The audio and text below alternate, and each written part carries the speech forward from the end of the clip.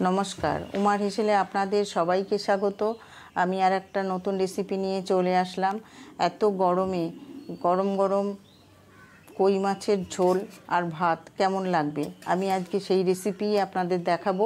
তাহলে পুরো ভিডিওটা দেখুন, আর ভালো লাগলে অবশ্যই একবার ট্রাই করবেন। আর আমার চ্যানেলটিকে সাবস্ক্রাইব করে আমার পাশে থাকবেন। যারা আমার ফেসবুক পেজ থেকে দেখেন তারা আমার পেজটিকে ফলো করে নেবেন।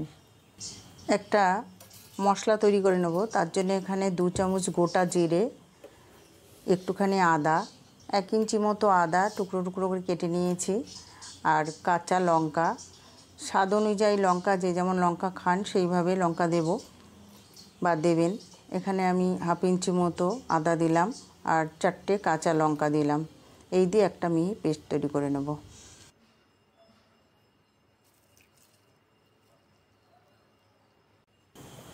মিক্সিতে মশলাটা আমি বেটে নিয়েছি।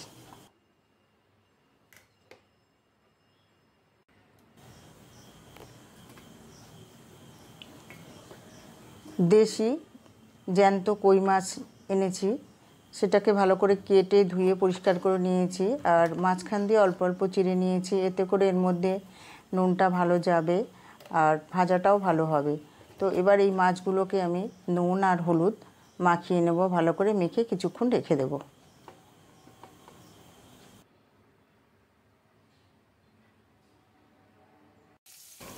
কড়াই গরম করে তেল দিলাম। সর্ষের তেল দিয়ে অবশ্যই রান্না করব।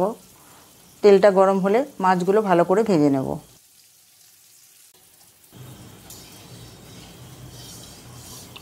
তেল গরম হয়ে গেছে, এবার মাছগুলো ভেজে নেব।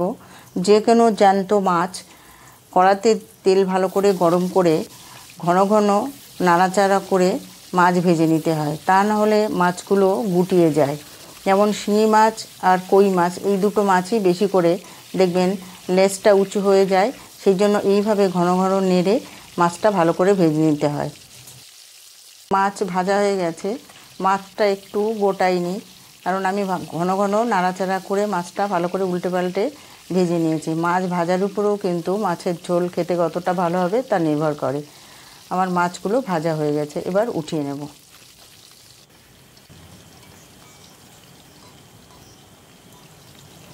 মাছ খুব সুন্দর করে ভেজে নিয়েছি, দেখেই বুঝতে পারছেন। এবার মাছগুলোকে উঠিয়ে নেব, আর বাকি যে মাছগুলো আছে সেই মাছগুলো একইভাবে ভেজে নেব।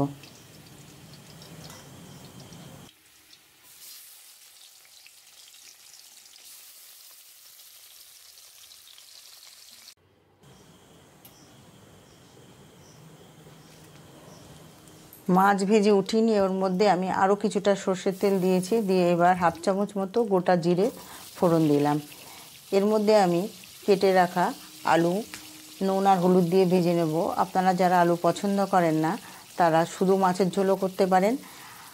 আর আমি এখানে আলু দিলাম, আলু নুন আর হলুদ দিয়ে ভালো করে ভেজে নেব।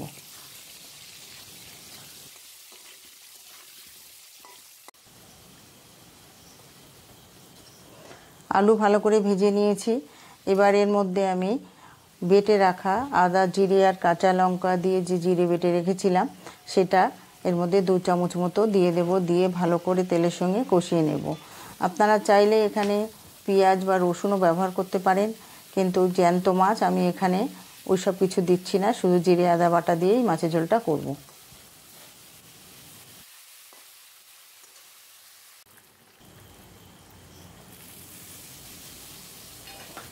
জিরে আর আদা কাঁচা লঙ্কা দিয়ে মশলাটা ভালো করে আমি কষিয়ে নিয়েছি, কাঁচা গন্ধটা চলে গেছে।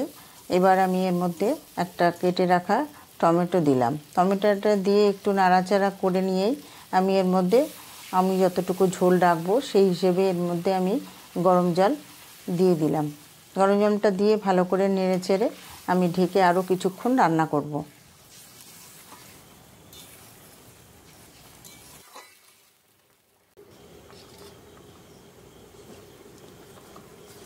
কিছুক্ষণ ফুটিয়ে নিলাম ঝোলটাকে। এবার ভেজে রাখা মাছগুলো দিয়ে নাড়াচাড়া করে আরও কিছুক্ষণ রান্না করব। আলুগুলো তাহলে পুরোপুরি সেদ্ধ হয়ে যাবে।